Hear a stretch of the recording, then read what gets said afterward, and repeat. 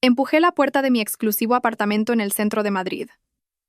El cansancio acumulado tras un largo día en la firma de auditoría pareció disiparse un poco. Este piso era el fruto de años de esfuerzo, mi refugio personal tras horas de tensión entre cifras y libros de contabilidad. Todo estaba tan ordenado como lo había dejado por la mañana. Sin embargo, una vaga e indefinible sensación de inquietud se apoderó de mí. No podía explicar por qué, quizás era solo mi hipersensibilidad. Dejé el bolso en el sofá, me quité los tacones y fui a la cocina a por un vaso de agua fresca, pero la inquietud crecía. Decidí dar una vuelta por la casa. El salón estaba intacto, el despacho también, pero al entrar en el dormitorio, el corazón se me aceleró. La puerta del armario estaba entreabierta, y yo estaba segura de haberla cerrado. Dentro, varias prendas estaban descolocadas. No como si un ladrón profesional hubiera registrado, sino como si alguien hubiera buscado algo a toda prisa. Corrí hacia el tocador, donde guardaba un pequeño cofre de madera con documentos importantes y algunas joyas de valor. El cofre seguía allí, pero la tapa no estaba bien cerrada. Lo abrí con manos temblorosas. Aparentemente, todo estaba en su sitio.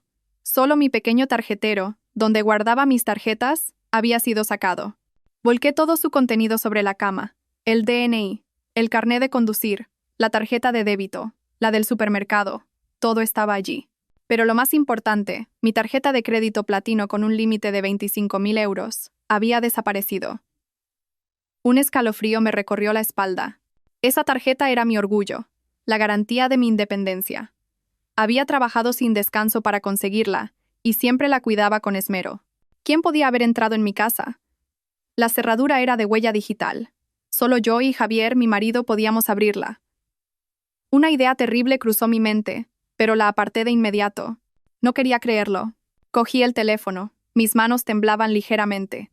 Tenía que llamar al banco de inmediato. Tras unos tonos de espera, una voz femenina y amable respondió. Intenté mantener la calma mientras explicaba que me habían robado la tarjeta. Por supuesto, señora. ¿Podría facilitarme su nombre completo y número de DNI para verificar sus datos en el sistema? Le di mi información de un tirón. Tras unos segundos de silencio, la empleada del banco habló, con un tono algo vacilante. Señora Sofía, veo que con su tarjeta se ha realizado una transacción bastante elevada hace aproximadamente 2 horas. La operación se efectuó en una agencia de viajes por un importe de 7.500 euros. 7.500 euros. La cifra me golpeó como un martillo. Nunca había gastado tanto de una sola vez. No me iba de viaje, no había comprado ningún paquete turístico. Eso es imposible, casi grité al teléfono. Yo no he hecho esa compra. He estado en la oficina todo el día.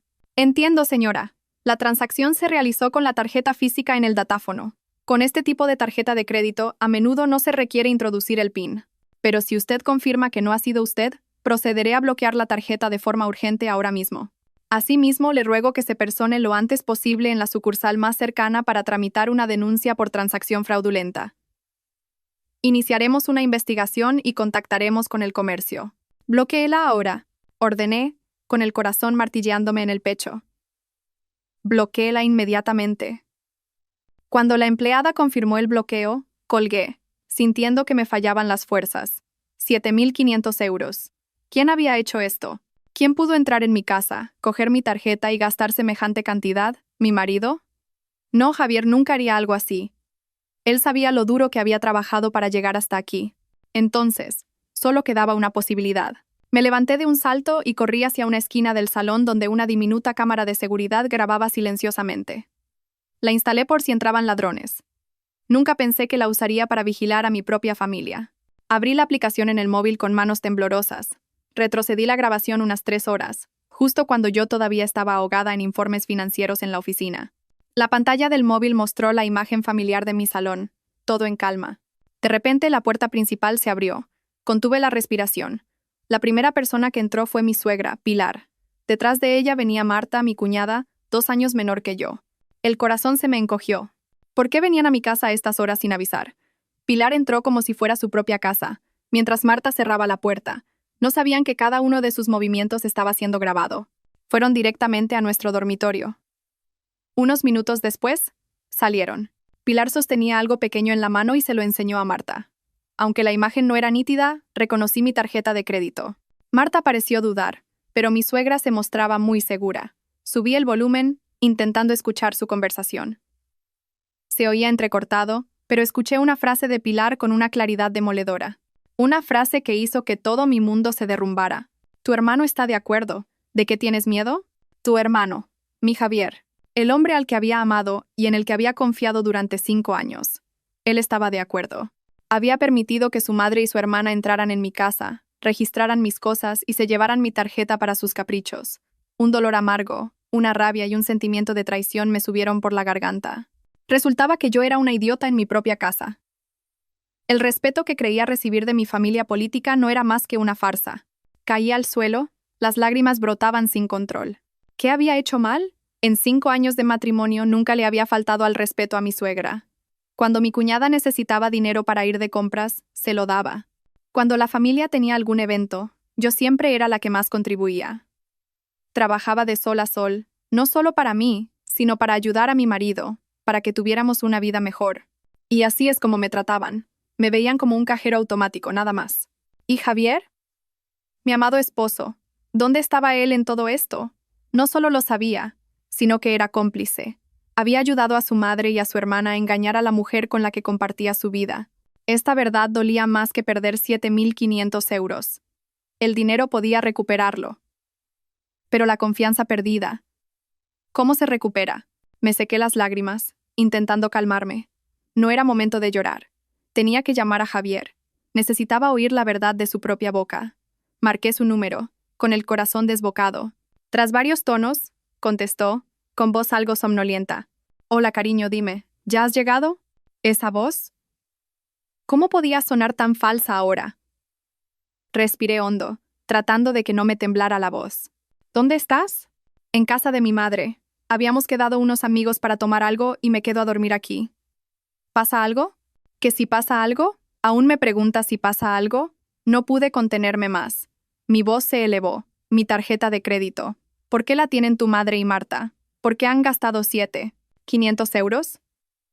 ¿Lo sabías? Hubo un silencio al otro lado. Pude oírle suspirar. Luego, una respuesta tan indiferente que fue cruel. Ah, eso. Sí, lo sé. Mamá me dijo que Marta se va de viaje a Punta Cana con su familia política y querían comprar el paquete para los 5, pero andaban justos de dinero. Me pidió tu tarjeta para pagarlo y luego ya veríamos cómo lo arreglábamos. Me pareció razonable, así que acepté. Esa tarjeta no necesita PIN, ¿no? No es para tanto, Sofía. ¿Que no es para tanto? Mis oídos zumbaban. Es mi dinero, mi sudor y mis lágrimas. ¿Quién te ha dado permiso para decidir por mí? ¿Quién les dio permiso para entrar en mi casa y registrar mis cosas? ¿Acaso me consideráis parte de esta familia? Venga ya, Sofía. Tu dinero es nuestro dinero.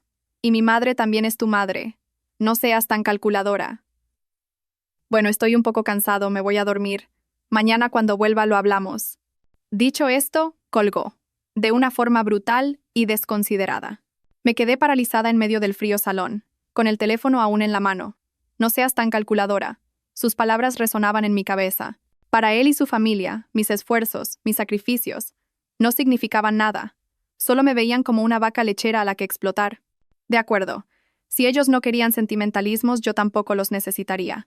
Esa noche apenas dormí. El dolor de la traición me consumía. Pero junto a él, otro sentimiento empezaba a crecer. La indignación y la determinación. No iba a dejar que me pisotearan así. No sería una víctima patética. Ellos habían empezado esto, y pagarían por sus acciones. No podía montar un escándalo, no podía llorar y suplicar. Eso solo les daría más satisfacción y me despreciarían aún más. Tenía que actuar con inteligencia, con un plan que los hiciera admitir su culpa y arrepentirse de haberme subestimado. A la mañana siguiente me levanté, con ojeras por la falta de sueño, pero con la mente más despejada que nunca. Lo primero que hice fue guardar una copia del video de la cámara de seguridad en varios sitios, en mi ordenador, en un USB y en la nube. Sería la prueba irrefutable de la conducta de mi suegra y mi cuñada. Después, me puse un traje de oficina elegante. Me maquillé ligeramente para ocultar mi cansancio y fui directamente a la sucursal de mi banco. Entré en la oficina y pedí hablar con el director. Le expuse todo el caso con claridad y precisión. Desde el descubrimiento del robo de la tarjeta y la revisión de la cámara hasta la conversación telefónica con mi marido.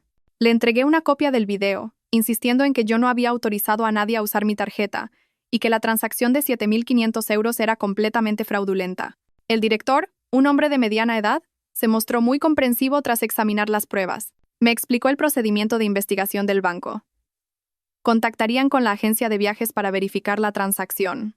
Durante la investigación, la deuda de 7.500 euros quedaría congelada temporalmente. Si se demostraba que era una transacción fraudulenta, yo no sería responsable de esa cantidad. Esté tranquila, señora Sofía.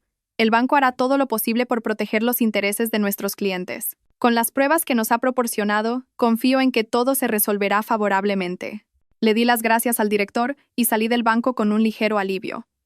El primer paso de mi plan estaba completado. Ahora tocaba el segundo. Necesitaba saber exactamente a dónde iban a ir mi suegra y mi cuñada en la República Dominicana.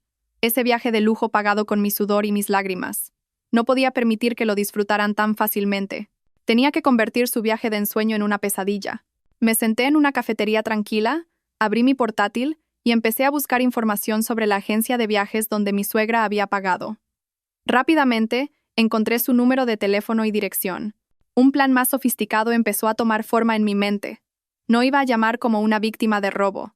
Iba a interpretar otro papel, una actuación perfecta para conseguir mi objetivo. Respiré hondo y marqué el número. Tenía un guión preparado. Cuando el agente de viajes contestó, hablé con una voz dulce y algo preocupada. Hola, buenos días, mi nombre es Sofía. Llamaba para preguntar por el viaje a Punta Cana de mi suegra y la familia de mi cuñada. Mi suegra se llama Pilar García y mi cuñada, Marta Jiménez. ¿Podría comprobar si el grupo sale mañana?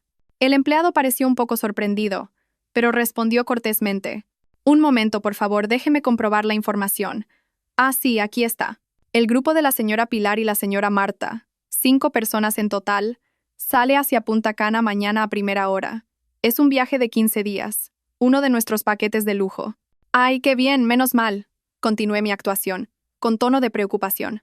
Verá, es que mi suegra tiene la tensión alta y con los cambios de tiempo últimamente.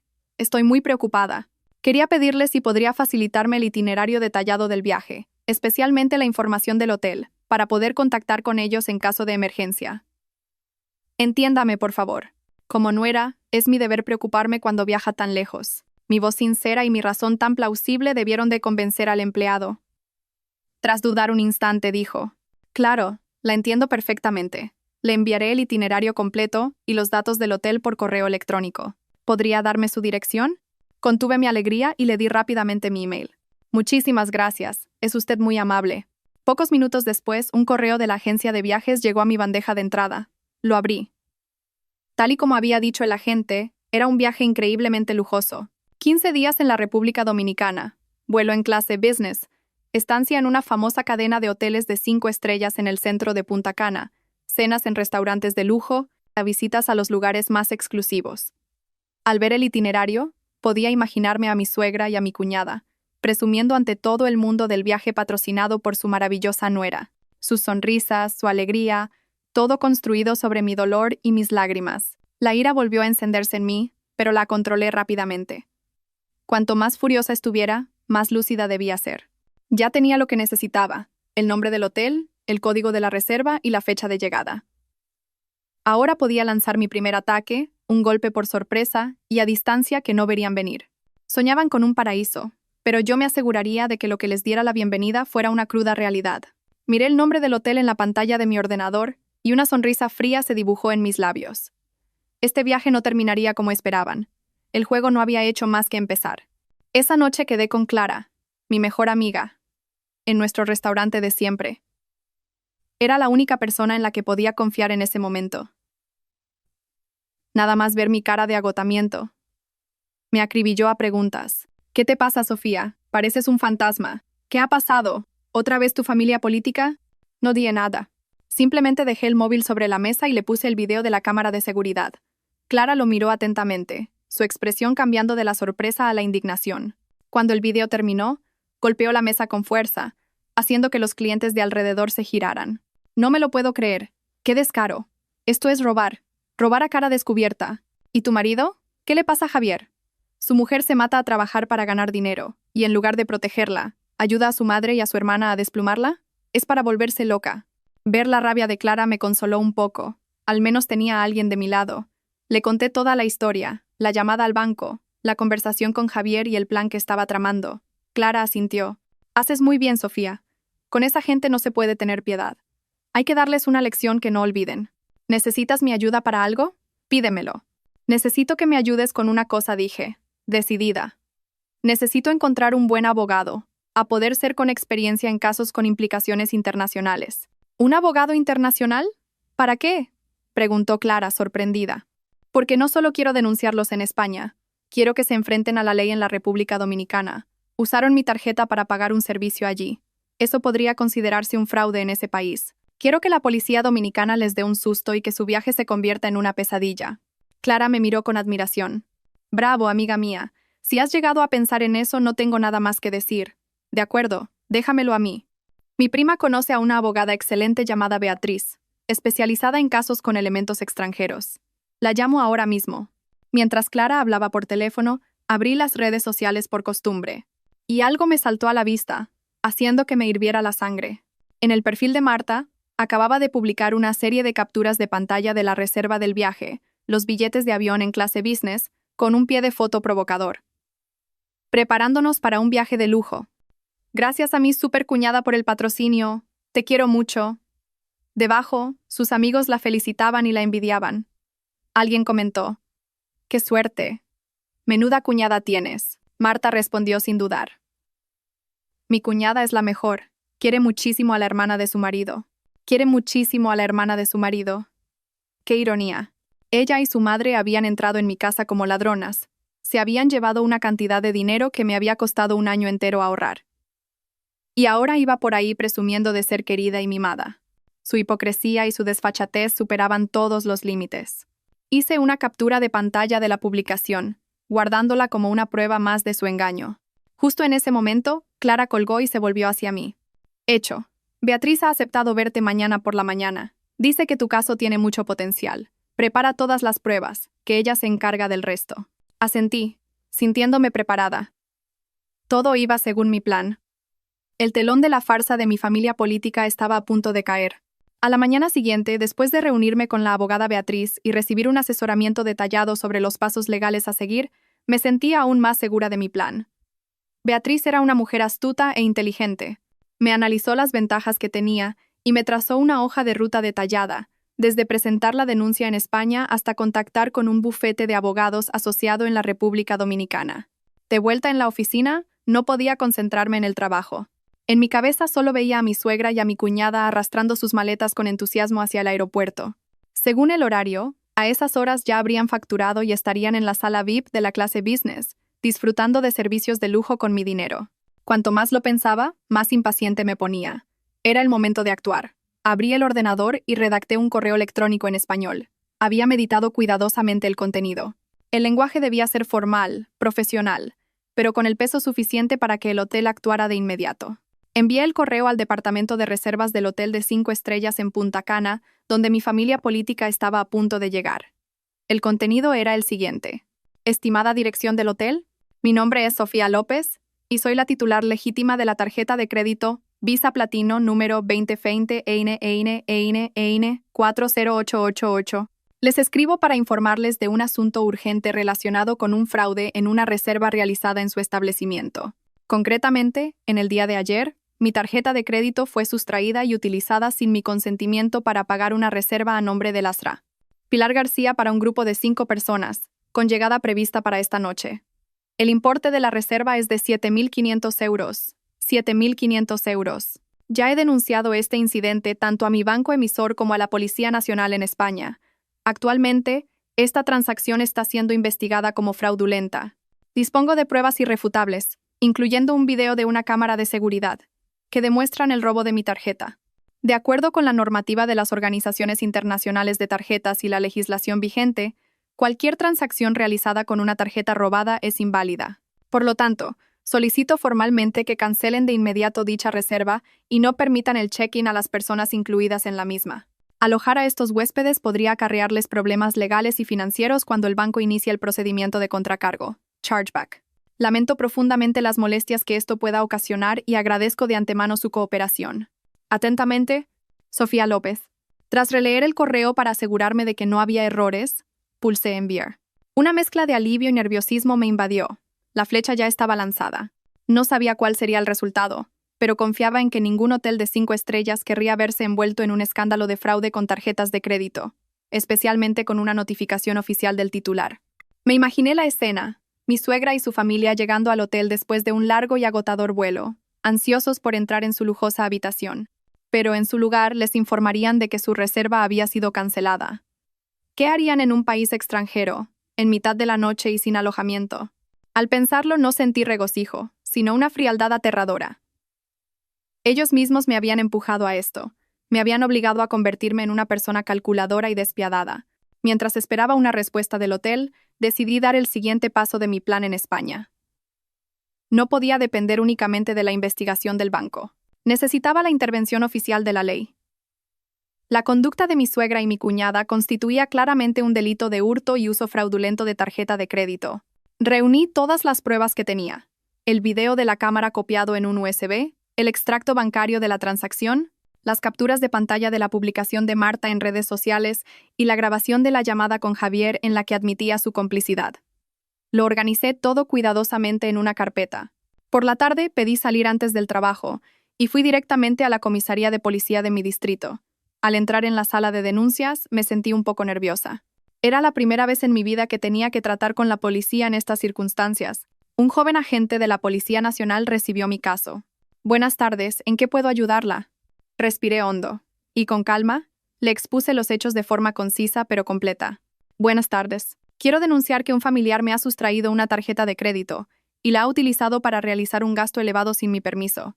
Le fui presentando las pruebas una por una. El agente las examinó con atención, especialmente el video. Lo vio varias veces y luego me miró con cierta comprensión. Las personas del video son su suegra y su cuñada, ¿correcto? Sí, así es. ¿Y está segura de que su marido lo sabía y lo consintió? Totalmente. Le llamé y lo admitió. Esta es la grabación de la llamada. Le puse la grabación. Tras examinar y escuchar todas las pruebas, el agente dijo: «De acuerdo, señora. Su caso presenta indicios de delito. Admitimos a trámite su denuncia y nos quedamos con la documentación. Procederemos a investigar según el protocolo. Le notificaremos cuando tengamos resultados». Me entregó una copia de la denuncia. Al tenerla en la mano, sentí como si me hubiera quitado un gran peso de encima. Por fin, había llevado el asunto a la luz de la justicia. Ya no era un problema familiar, sino un caso penal. Aunque las culpables fueran mi suegra y mi cuñada, tendrían que enfrentarse a las consecuencias legales.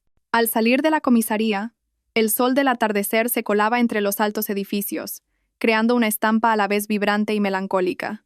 Sabía que, a partir de ese momento, la relación con mi familia política estaba rota sin remedio. Una guerra había comenzado, y no retrocedería hasta conseguir justicia.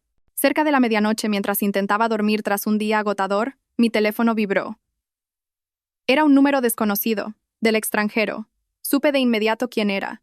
No contesté, simplemente silencié el teléfono. Segundos después, empezaron a llover mensajes. Primero de Marta, luego de mi suegra, y finalmente de Javier. El contenido era el mismo. ¿Por qué no podían hacer el check-in? ¿Por qué la tarjeta estaba bloqueada? Y exigían que lo solucionara de inmediato. Leí esos mensajes llenos de rabia y arrogancia sin sentir nada. No respondí. Sabía que mi plan había funcionado. El correo que envié había surtido efecto. Ahora, toda la familia, incluyendo a los consuegros de Marta y a su hijo pequeño, estaban atrapados en el vestíbulo de un hotel de lujo en Punta Cana, sin tener dónde pasar la noche. Cerré los ojos, imaginando la escena.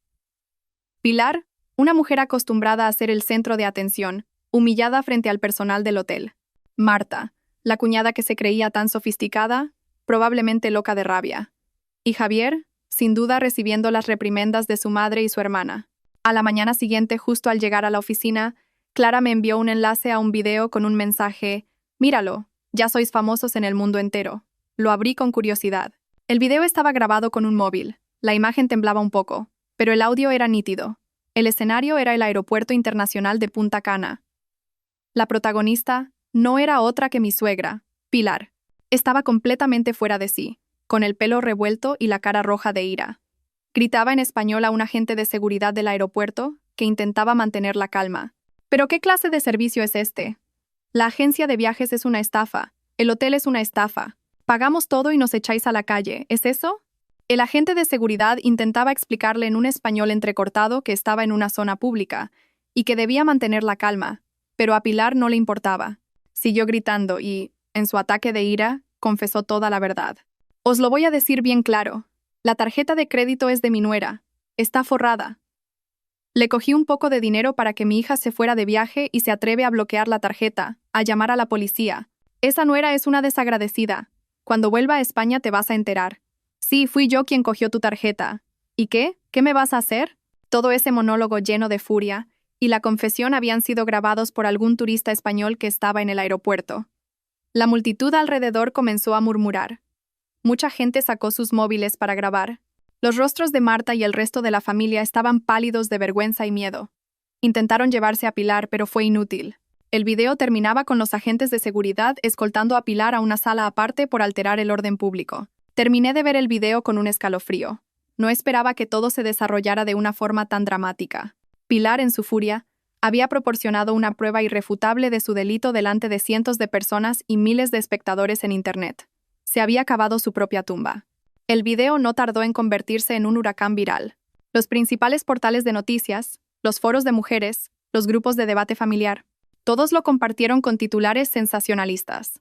Suegra española monta un escándalo en el aeropuerto de Punta Cana y confiesa haber robado la tarjeta a su nuera, la brillante jugada de una nuera para darle una lección a su suegra y cuñada avariciosas, la cara lección para quienes desprecian a sus nueras. Las visualizaciones, compartidos y comentarios se multiplicaron exponencialmente. Leí los comentarios con una mezcla de emociones. Miles de desconocidos se pusieron de mi lado. Se indignaron por mí. Criticaron sin piedad a mi familia política. Leo esto y me hierve la sangre, decía un comentario. La nuera trabajando como una mula para que la traten como un cajero. Esa suegra y esa cuñada no tienen nombre. Mucho ánimo a la chica, que los denuncie hasta el final. La suegra gritando da pena, pero también rabia, escribió otro. Seguramente nunca en su vida la habían humillado así. Pero quien siembra vientos, cosecha tempestades.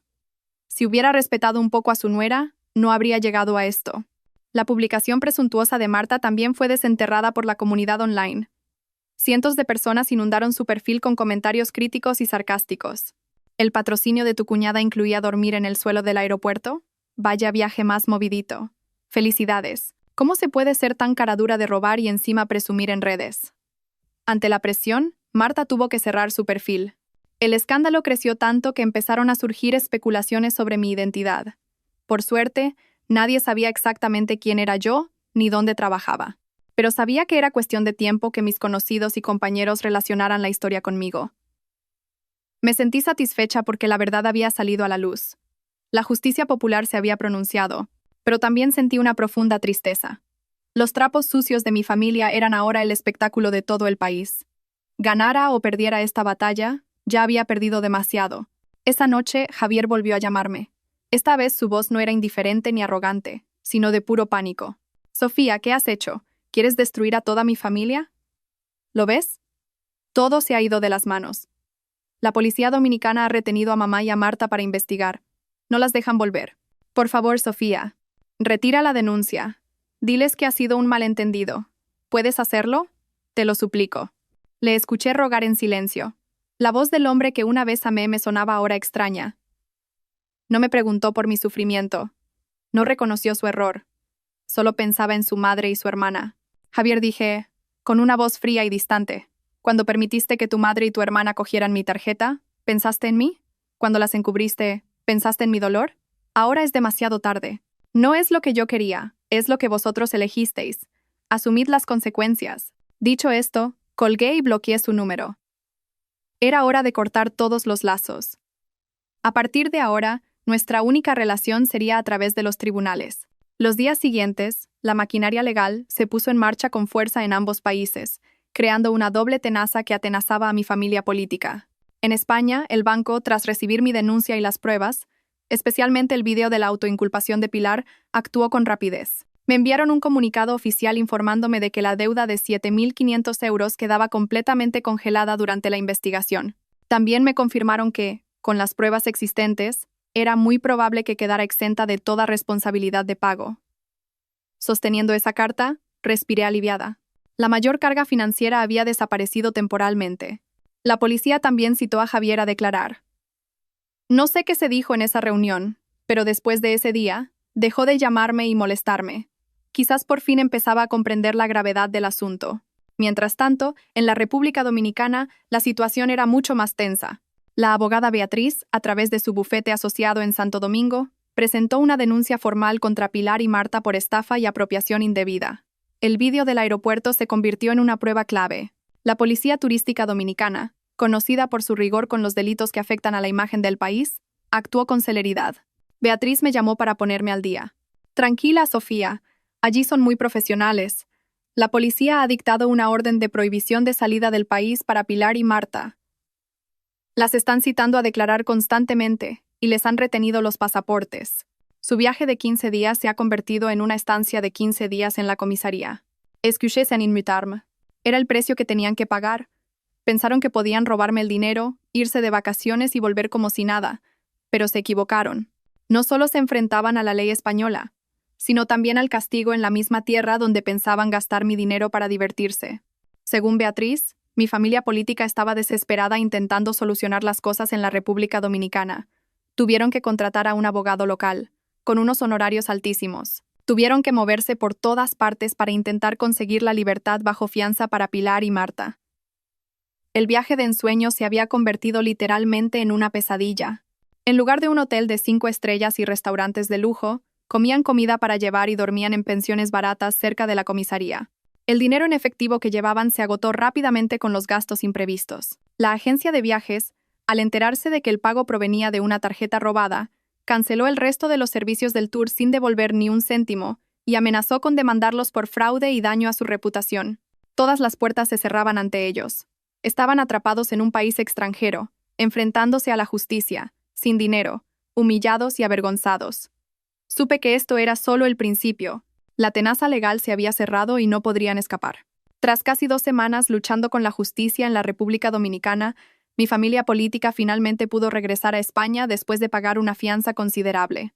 El vuelo de vuelta no fue en clase business, sino en turista, apretados y agotados. Regresaron en silencio, sin la arrogancia y la victoria con la que se habían ido. Unos días después de su regreso, recibí una llamada de mi suegro. Era la primera vez que hablaba desde que estalló el escándalo. Su voz sonaba cansada y suplicante. Sofía, soy yo, tu suegro. ¿Estarás en casa esta noche? Tu suegra, Javier, Marta y yo queremos ir a hablar contigo. No hagamos esto más grande, hija. Los vecinos se van a reír de nosotros. Guardé silencio un momento. Sabía que era una cita preparada, una obra de teatro para suplicarme, pero también quería enfrentarlos una última vez. Sí, estaré en casa, respondí secamente. Esa noche, toda la familia apareció en mi puerta.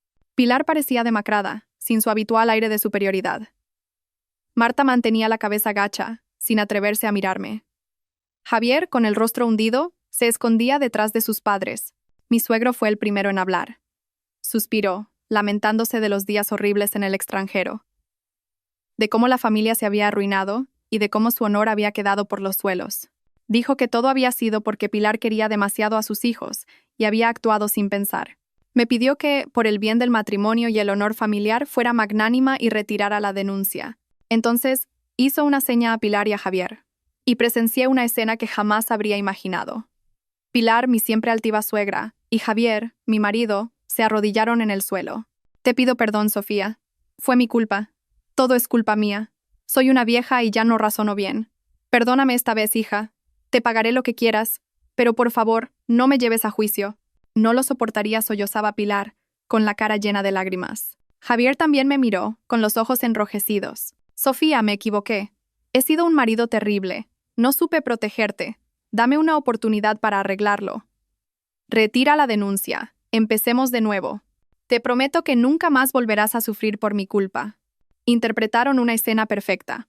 Lágrimas, súplicas desesperadas. Si hubiera sido la Sofía de 2 semanas atrás, quizás me habría ablandado. Pero ahora, mi corazón era de piedra. Los miré fijamente, sin un atisbo de duda. Levantaos. El suelo está frío. Mi voz sonó tan tranquila que les sorprendió. Me miraron desconcertados. ¿Creen que con arrodillarse y llorar un poco se puede borrar todo? Continué. Mi tono se volvió gélido.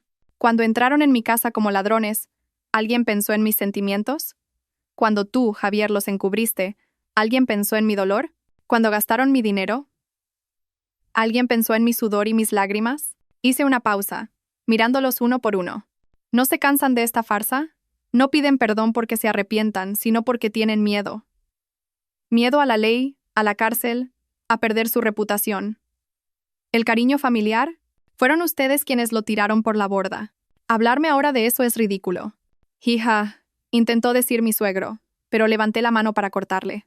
No retiraré la denuncia. Que la justicia decida. Por favor, márchense. Dicho esto, me levanté. Entré en mi dormitorio y cerré la puerta de un portazo, ignorando las llamadas, las súplicas y los insultos que quedaron atrás. El telón había caído, y yo ya no era una espectadora fácil de engañar. Pocos días después, cuando parecía que todo se había calmado a la espera del juicio, recibí una llamada de un número desconocido. No suelo contestar, pero una intuición me impulsó a hacerlo. Dígame. Hubo un silencio, y luego una voz masculina, grave y algo dubitativa. Perdone, ¿hablo con la señora Sofía? Soy Marcos, el marido de Marta. Me quedé helada. Marcos. ¿Por qué me llamaba él? Durante los 5 años de matrimonio apenas habíamos hablado. Era ingeniero de obras y viajaba constantemente. Lo recordaba como un hombre tranquilo, de pocas palabras, con un aire de honradez que contrastaba con su esposa superficial y vanidosa. Sí, soy yo. ¿Qué desea? Pregunté, intentando mantener la calma pero sintiéndome alerta. Querría verla un momento, si no es molestia. Hay algunas cosas que creo que debería saber. No le robaré mucho tiempo. Su voz sonaba sincera. Tras dudarlo, acepté. Quedamos en una pequeña cafetería en una calle tranquila. Marcos llegó puntual. Parecía aún más agotado que Javier. Pidió un café solo y tras un largo silencio, habló. Supongo que se preguntará por qué la he llamado. La verdad es que me he enterado de todo. Siento una vergüenza y una culpa enormes hacia usted. Es un asunto de su familia, yo no... No me interrumpió. No es solo asunto de mi familia, le afecta directamente a usted. Durante estos años he estado demasiado centrado en mi trabajo, apenas en casa, y he permitido que Marta y mi suegra hicieran cosas que no están bien. Suspiró profundamente. Ya he aguantado suficiente, Sofía. No puedo seguir viviendo con una mujer avariciosa y mentirosa, ni con una familia política que solo valora el dinero. He decidido divorciarme de Marta. Me sorprendió su decisión. Sabía que no eran felices, pero no imaginaba que llegaría a esto. Es su decisión. No puedo decir nada. Sí, y antes de terminar con todo, quiero hacer lo correcto. Deslizó una fina carpeta hacia mí. Quiero darle esto. Creo que le será de gran ayuda en el juicio. La abrí con curiosidad. Dentro no había documentos, sino un pequeño diario de tapa rosa. Reconocí la letra de Marta. Empecé a pasar las páginas y no podía creer lo que veían mis ojos. No era un diario de sentimientos, era un libro de contabilidad. Un registro detallado de todas las veces que ella y su madre me habían sacado dinero durante los últimos 5 años. Página tras página, anotaba meticulosamente la fecha, el motivo y la cantidad. 15 de marzo. Le dijimos a Sofía que el niño estaba enfermo y necesitábamos 500 euros para el hospital. En realidad solo era un resfriado. Mamá y yo nos fuimos de spa. Javier se lo creyó todo, y hasta le metió prisa a Sofía para que nos diera el dinero. Es un tonto. Toda la familia le toma el pelo. Cuanto más leía, más se me helaba la sangre. No eran actos impulsivos por necesidad. Era un plan sistemático y deliberado. Me veían como una fuente inagotable de dinero. Mi confianza y mi bondad eran, para ellos, pura estupidez. El diario lo registraba todo, desde pequeñas cantidades que cogían de mi cartera hasta grandes sumas que me sacaban con excusas inventadas. Reformas, enfermedades, inversiones, todo mentira. Lo más doloroso era el papel de Javier. No solo fue cómplice en el caso de la tarjeta, sino que parecía haber sabido o ignorado las acciones de su madre y su hermana durante mucho tiempo. Las notas de Marta lo confirmaban. Mamá le dijo a Javier que convenciera a Sofía para que pagara la reforma de la cocina. Al principio no quería, pero mamá le amenazó con contarle a Sofía sus salidas nocturnas y cedió enseguida. Al final, Sofía soltó 2.000 euros. Mi matrimonio, mi amor, todo se basaba en el engaño y el interés. Ellos eran una familia, un equipo, y yo solo era una extraña, una herramienta para conseguir dinero. Llegué a la última página. Marta había sumado meticulosamente todo lo que me habían sacado. La cifra final me dejó sin aliento. 18.250 euros. Mi sudor, mis lágrimas, mis noches en vela trabajando, todo lo que había ahorrado durante años, me lo habían robado descaradamente. Levanté la vista hacia Marcos, con un nudo en la garganta. Él me miró con arrepentimiento. Lo siento, Sofía. Encontré el diario por casualidad ordenando las cosas de Marta. Al principio no lo creía, pero al leerlo, lo entendí todo. No puedo aceptar que mi mujer y mi suegra sean así. ¿Por qué me lo das?, pregunté con voz ronca. Porque creo en la justicia, respondió con firmeza. Ellas han hecho algo malo y deben asumir su responsabilidad, y usted merece recuperar lo que ha perdido. Este diario, con su letra y detalles que solo alguien de dentro podría conocer, será una prueba irrefutable ante el juez. Sujeté el diario con fuerza. Ya no era un simple cuaderno, sino un arma afilada, una bomba que destaparía la verdadera cara de mi familia política y les asestaría el golpe de gracia. Miré a Marcos, por primera vez viéndolo de verdad. En él había una decencia y una integridad poco comunes. Gracias, Marcos. De verdad, gracias. Al día siguiente, llevé el diario al despacho de Beatriz. Tras examinarlo, exclamó: Dios mío, Sofía, esto es una prueba caída del cielo. Con esto no solo ganaremos, sino que lo haremos de forma aplastante. Inmediatamente hicimos una copia compulsada del diario y la añadimos al expediente del caso. La bomba de relojería estaba activada. Solo tenía que esperar a que explotara. Los rumores sobre el escándalo de mi familia se extendieron más rápido de lo que pensaba. Aunque nadie me decía nada a la cara, sentía las miradas curiosas y los susurros de mis compañeros. Seguramente habían visto el video del aeropuerto y estaban atando cabos. Era incómodo, pero decidí afrontarlo con calma. Yo no había hecho nada malo. Sin embargo, mi suegra no pensaba lo mismo. Acorralada y humillada públicamente, decidió jugar su última carta. Venir a mi oficina a montar un escándalo y hacerme quedar como una nuera despiadada. Un día, a la hora del almuerzo, Pilar apareció en el vestíbulo del edificio de oficinas. Llevaba ropa vieja, el pelo despeinado y una expresión de sufrimiento. En cuanto vio gente, se tiró al suelo y empezó a llorar a gritos. ¡Ay, Dios mío! Mi nuera me quiere matar. Soy una pobre anciana. Me equivoqué y gasté un poco de su dinero. Y ahora quiere meterme en la cárcel. Nos ha denunciado a mí y a su cuñada. Quiere arruinar a mi familia, mírenla. Una mujer con estudios tratando así a su suegra. Su teatro atrajo inmediatamente la atención de todos. Mis compañeros, empleados de otras empresas e incluso la dirección de mi compañía oyeron el alboroto. La recepcionista me llamó, alarmada. Yo sabía que este día llegaría. Bajé tranquilamente al vestíbulo, seguida por algunos compañeros curiosos. Al verme, Pilar gritó aún más fuerte, señalándome. «Ahí está. Esa es mi nuera, con esa cara de buena que tiene y es un demonio. Quiere ver a su suegra muerta». Todas las miradas se clavaron en mí. Algunos sentían pena por ella, otros me miraban con recelo. No me inmuté. Me acerqué a ella y, con una voz tranquila pero audible, dije: «Mamá, ¿ha terminado ya con la función?». Pilar se quedó de piedra ante mi actitud. No discutí. Simplemente saqué mi móvil y lo conecté a la gran pantalla que usábamos para las presentaciones en el vestíbulo. Segundos después, el video de su escándalo en el aeropuerto de Punta Cana apareció en alta definición, con el sonido resonando en todo el espacio. «La tarjeta de crédito es de mi nuera. Está forrada». «Sí, fui yo quien cogió tu tarjeta». «¿Y qué? ¿Qué me vas a hacer?». Todos los presentes se quedaron mudos.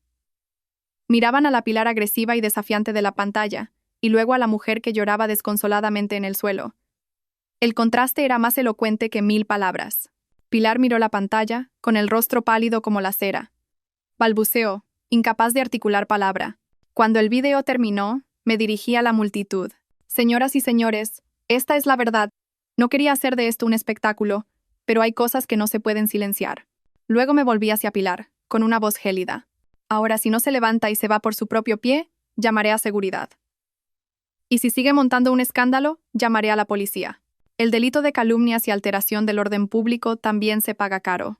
Pilar se levantó temblando, sin atreverse a mirar a nadie, y salió del edificio bajo el silencio sepulcral y las miradas de desprecio y lástima de la multitud.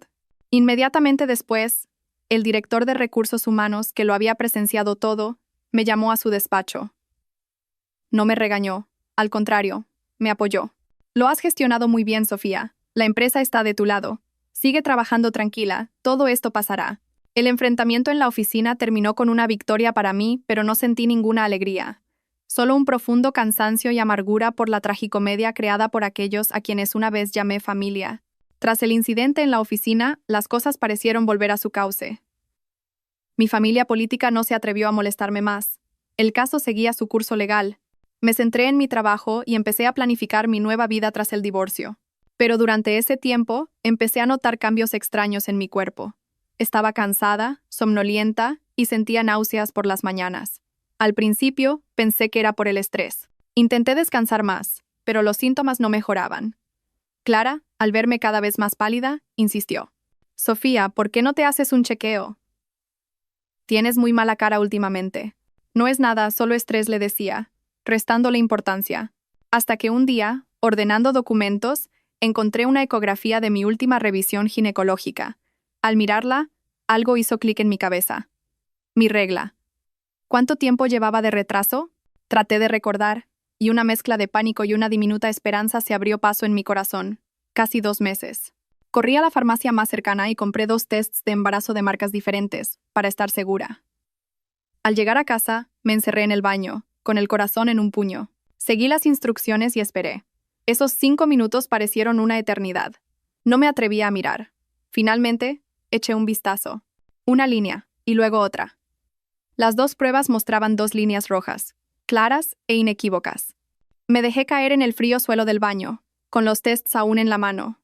Estaba embarazada. De verdad. Un pequeño ser, fruto de mi sangre y la de Javier, estaba creciendo dentro de mí. Las lágrimas empezaron a brotar, pero no eran de dolor ni de rabia, sino de una confusión abrumadora. ¿Alegría? Sí. Después de tanto tiempo deseándolo, por fin iba a ser madre. Pero también miedo. Estaba a punto de divorciarme, de empezar una vida como mujer soltera. Un hijo en este momento lo cambiaría todo. Y Javier era el padre. Si él y su familia se enteraban, ¿qué harían? ¿Usarían al bebé para presionarme, para retenerme, para seguir controlando mi vida? No me atrevía a pensar en ello. Me quedé en el baño mucho tiempo, con la mente en blanco. Miré mi vientre, aún plano, y me lo abracé instintivamente. Una nueva vida estaba aquí. Mi hijo. A pesar de las circunstancias, a pesar de su padre, este bebé era inocente. Era mío. Este giro inesperado me ponía en una situación aún más difícil. ¿Qué iba a hacer? ¿Tenerlo o no? Y si lo tenía, ¿qué futuro me esperaba? 1000 preguntas sin respuesta me atormentaban. Con las 2 líneas rojas en la mano, sentí que mi mundo se tambaleaba. Las primeras personas en las que pensé fueron Clara y Beatriz. Las llamé a ambas y quedé en una cafetería discreta. Al ver mi cara, Clara me cogió la mano. ¿Qué pasa, Sofía? Pareces asustada. No dije nada. Solo puse los 2 tests de embarazo sobre la mesa.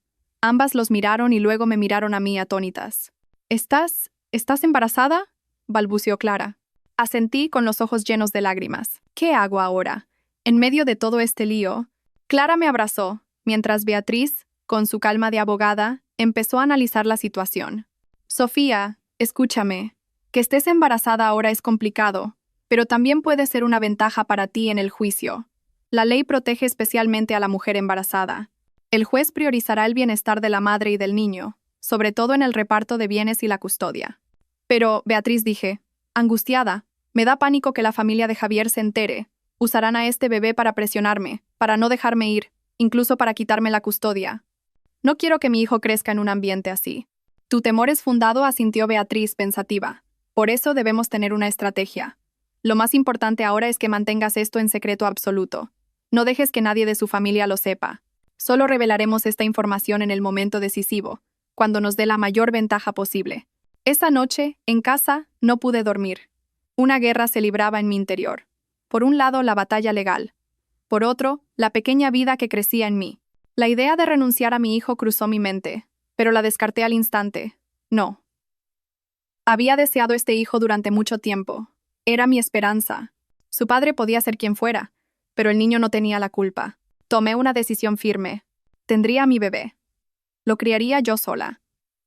Sería una madre soltera, fuerte e independiente. Le daría la mejor vida posible, lejos de mentiras y manipulaciones. A la mañana siguiente, llamé a Beatriz, con una voz mucho más decidida. Beatriz, ya lo he decidido. Tendré a mi hijo. Y seguiré tu plan. Mantendremos el secreto hasta el final. A partir de entonces, viví una doble vida.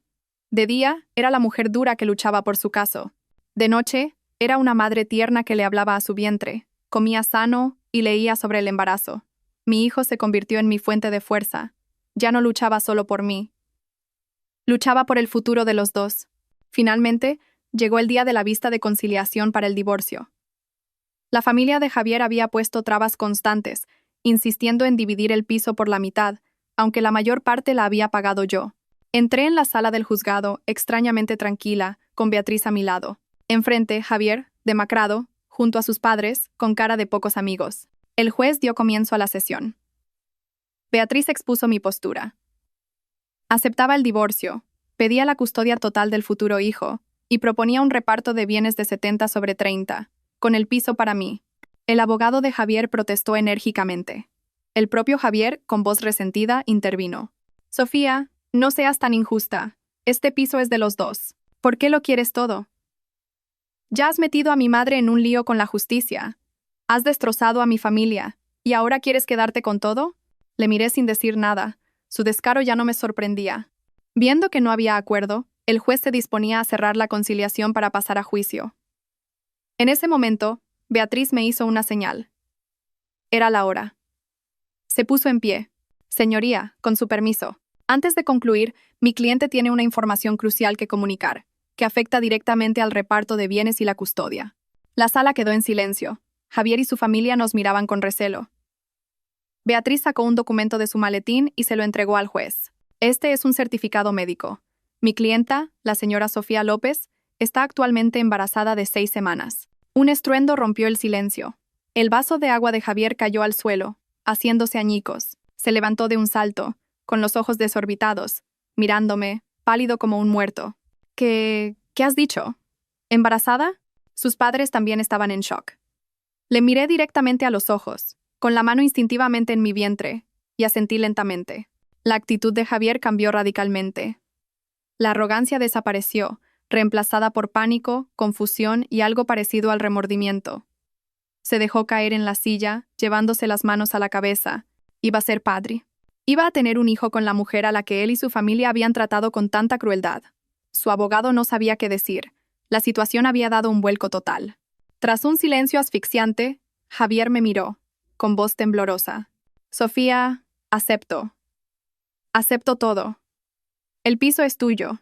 Los bienes, como tú quieras. Solo te pido una cosa. Déjame ver a mi hijo. El telón había caído. Mi última jugada había funcionado mejor de lo esperado. Mi hijo se había convertido en mi mejor escudo, devolviéndome la justicia en el momento decisivo. Después de esa dramática vista, todo se aceleró. Unas semanas más tarde, el tribunal dictó la sentencia final. En lo civil, se me concedió el divorcio. Obtuve la custodia completa de mi hijo, con la obligación de Javier de pagar una pensión alimenticia y un régimen de visitas supervisado y sujeto a mi consentimiento. En cuanto a los bienes, recibí el piso y el 70% del patrimonio común. Fue una victoria total. En lo penal, el juicio contra Pilar y Marta se celebró poco después. Con todas las pruebas, sus delitos eran evidentes. El tribunal condenó a Pilar a 2 años de prisión con suspensión de condena por hurto y uso fraudulento de tarjeta de crédito, considerando su edad y la reparación parcial del daño. Aunque no entró en prisión, la condena mancharía su historial para siempre, un castigo a su honor quizás peor que la cárcel. Marta, como cómplice, recibió una condena de 1 año de trabajos en beneficio de la comunidad. Pero su mayor castigo vino de otro lado. Marcos, tal y como había dicho, se divorció de ella y obtuvo la custodia de su hijo. Marta lo perdió todo: marido, hijo, honor y su fuente de ingresos. Javier, aunque no fue procesado penalmente, también pagó las consecuencias. El escándalo familiar afectó gravemente a su reputación en el trabajo. Para evitar problemas, su empresa lo trasladó a una sucursal en una zona remota, un exilio de facto sin posibilidad de ascenso. Cada uno de ellos pagó un precio justo por sus acciones. La justicia, aunque tardía, había llegado. Con todo terminado, sentí que me quitaba un peso de encima. Al sostener la sentencia de divorcio, no sentí tristeza, sino una inmensa sensación de alivio y libertad. Una puerta se había cerrado, pero otra más brillante se abría ante mí. Justo entonces, recibí una llamada del director general de mi empresa. Conocía toda mi historia y admiraba mi inteligencia y fortaleza para manejar la crisis. Sofía, estamos abriendo una nueva delegación en Barcelona y necesitamos un gerente competente y de confianza. Creo que eres la candidata ideal. ¿Te gustaría aceptar el reto? Sería una gran oportunidad para que empieces una nueva vida. Acepté sin dudarlo. Barcelona, una ciudad vibrante, un nuevo comienzo. Era exactamente lo que necesitaba. Hice las maletas, vendí lo que no necesitaba y me mudé. Alquilé un precioso apartamento cerca de un parque y lo decoré a mi gusto, preparando todo para la llegada de mi bebé. El nuevo trabajo me absorbió. Me sumergí en él con pasión. El ambiente en Barcelona era profesional y abierto. Y pronto me gané el respeto y el cariño de mis nuevos compañeros. Meses después, di a luz a un niño precioso y sano. En el momento en que lo abracé, todo el dolor del pasado se desvaneció. Le puse de nombre Leo. Se convirtió en el sol de mi vida, mi motor para seguir adelante cada día. Ser madre soltera no era fácil, pero nunca me sentí sola. Tenía mi trabajo, buenos compañeros y, lo más importante, a mi pequeño Leo. Cada día era feliz y tranquilo. El tiempo voló. Un año después, Leo ya era un niño travieso que daba sus primeros pasos. Organicé una pequeña fiesta de cumpleaños con mis dos mejores amigas, Clara y Beatriz, que volaron desde Madrid para celebrarlo con nosotros. Sentadas en mi soleado apartamento, viendo a Leo jugar con sus regalos, Clara dijo con emoción: «Veros tan felices me alegra el alma. Estás mucho más fuerte y guapa que antes, Sofía». «Es verdad», asintió Beatriz. «La tormenta ya pasó. Ahora toca disfrutar». Sonreí, una sonrisa de pura satisfacción. «Gracias por haber estado siempre a mi lado. Ya no somos amigas, somos familia». Esa noche, tras despedirlas en el aeropuerto, recibí un correo de una dirección desconocida. Era de Javier. Escribía para decirme que la empresa lo enviaba al extranjero por un largo tiempo. El mensaje era breve, sin reproches ni súplicas. Solo una frase: «Os deseo a ti y al niño una vida llena de paz y felicidad». Leí el correo y lo borré. Era un adiós definitivo. Una liberación para ambos. El pasado, por fin, había quedado atrás. Entré en la habitación y miré a mi hijo dormir plácidamente en su cuna. Le di un beso suave en la frente. Fuera, la ciudad de Barcelona brillaba, vibrante y llena de vida. Un nuevo día estaba a punto de comenzar. Un futuro brillante y lleno de posibilidades nos esperaba a los dos. Estaba lista.